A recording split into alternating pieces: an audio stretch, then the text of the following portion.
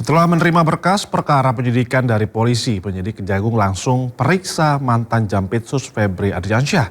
Publik pun ragu, bisakah Kejagung transparan menangani kasus yang menjerat mantan jaksanya sendiri.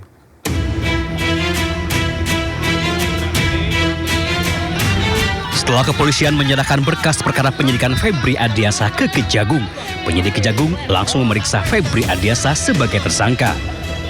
Febri dibidik untuk 3 kasus mega korupsi dan pencucian uang.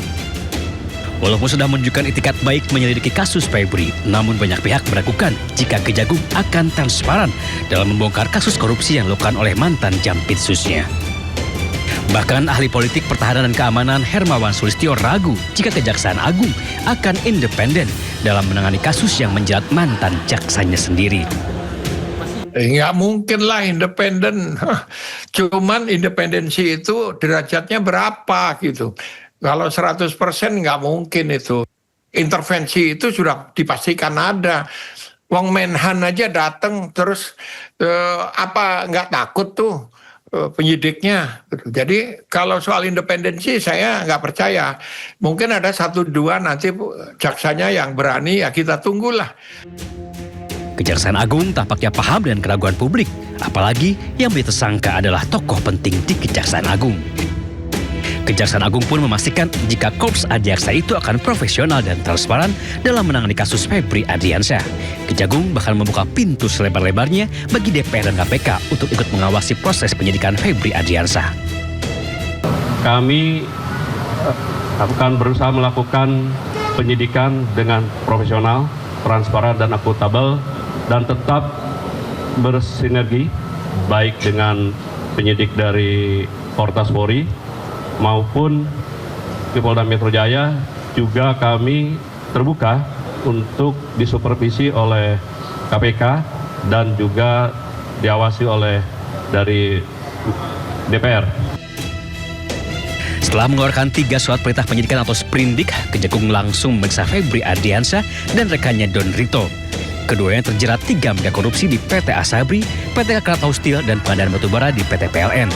Jika Don Rito sudah ditahan, Febri Adriansyah justru hingga kini masih melenggang bebas. Tim Liputan iNews melaporkan.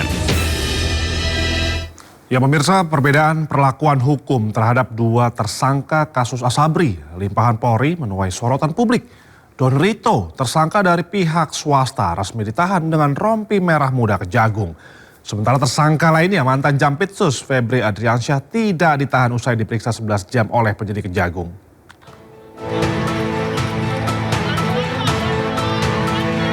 Kejaksaan Agung resmi melanjutkan penanganan 3 kasus korupsi yang dilimpahkan oleh Korps Pemberantasan Tindak Pidana Korupsi Polri.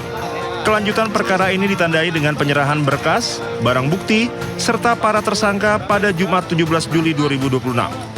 Kendati sama-sama menyandang status tersangka dugaan korupsi dan tindak pidana pencucian uang dalam perkara PT Asabri, 2 orang yang diserahkan memiliki status penahanan berbeda. Don Rito, tersangka dari pihak swasta yang sebelumnya mendekam di sel penyidik Polri, kini resmi melanjutkan masa penahanannya di bawah kewenangan Kejagung. Saat pelimpahan barang bukti dan tersangka, Don Rito memang telah berstatus sebagai tahanan atas penetapan Kortas Tipikor Polri. Namun usai diserahkan dan menjalani pemeriksaan di Gedung Bundar Kejagung, penampilan Don Rito berubah. Don Rito yang sebelumnya mengenakan rompi oranye Polda Metro Jaya kini resmi menjadi tahanan Kejagung dengan balutan rompi merah muda. Kuasa hukum Don Rito, Handika Honggo Wongso, mengaku sangat kecewa atas penahanan kliennya terkait sangkaan korupsi PT Asabri Klaster Tankian.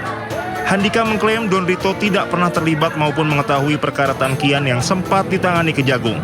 Handika bahkan menyebut kliennya merupakan korban dari perseteruan antara 2 lembaga penegak hukum. Proses serah terima kami ikuti dengan seksama. Alhamdulillah berjalan lancar. Namun yang membuat kami shock, klien kami, Pak Idon, langsung ditahan di rutan C7 Kejaksaan Agung RI atas dasar sangkaan yang sama dengan apa yang disangkakan oleh pihak Polda Metro Jaya, yaitu terkait perkara Samintan. Itu poinnya. Klien kami tidak ada hubungan dengan namanya Ferry Boboho. ya, bahwa keterangan dia yang menyatakan menyerahkan 5 juta dolar Singapura kepada saksi Norman itu fakta yang fiktif, dibantah sama Norman dalam BAP waktu diperiksa di Kortas. Kedua, semua saksi money changer juga sudah diambil keterangan. Semua menyatakan tidak ada penerimaan 5 juta US dollar. Kondisi sebaliknya terjadi pada mantan Jampitsus Kejagung Febri Adriansyah. Bersamaan dengan penyerahan barang bukti, Febri turut diperiksa sebagai tersangka. Kuasa hukum Febri, Hotman Paris Hutapea, mengungkapkan kliennya dicecar 18 pertanyaan oleh penyidik. Berbeda dengan Don Rito, Febri tidak ditahan usai pemeriksaan. Hari ini sudah di BAP, tadi dari jam berapa tadi? Jam 10. 9. Dari jam 9 sampai baru selesai, ada 18 pertanyaan. 18 pertanyaannya sudah dijawab dengan baik dan kesimpulannya tidak ada penahanan. Diperiksa sebagai tersangka. Hari ini hanya sebatas kepada kasus PT Asabri. Korps Adiaksa memutuskan tidak menahan Febri bahkan setelah yang bersangkutan menjalani pemeriksaan sebagai tersangka selama 11 jam. Perbedaan perlakuan hukum terhadap kedua tersangka ini pun menuai sorotan publik. Tim Liputan Anyus melaporkan. Kita ke informasi lainnya pemirsa, Kejagung membeberkan alasan mantan Jampitsus Febri Adriansyah belum ditahan meski sudah diperiksa penyidik selama 11 jam lamanya. Saat ini status tersangka Febri baru berlaku dalam satu perkara, yakni dugaan korupsi PT Asabri periode 2020 hingga 2024 yang juga mencakup dugaan TPPU.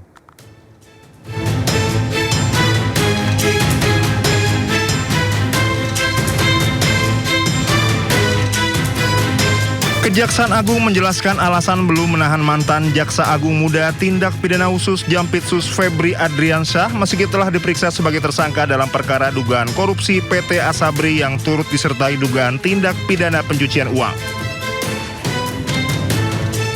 Kapus Penkum Kejagung Anang Supriyata mengatakan penahanan belum dilakukan karena pemeriksaan terhadap Febri baru pertama kali dilakukan setelah pelimpahan tahap 2 dari penyidik Kops Tindak Pidana Korupsi Polri.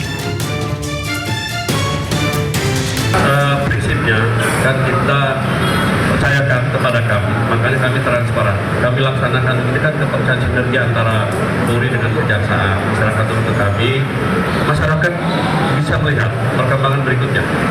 Pak Kapus,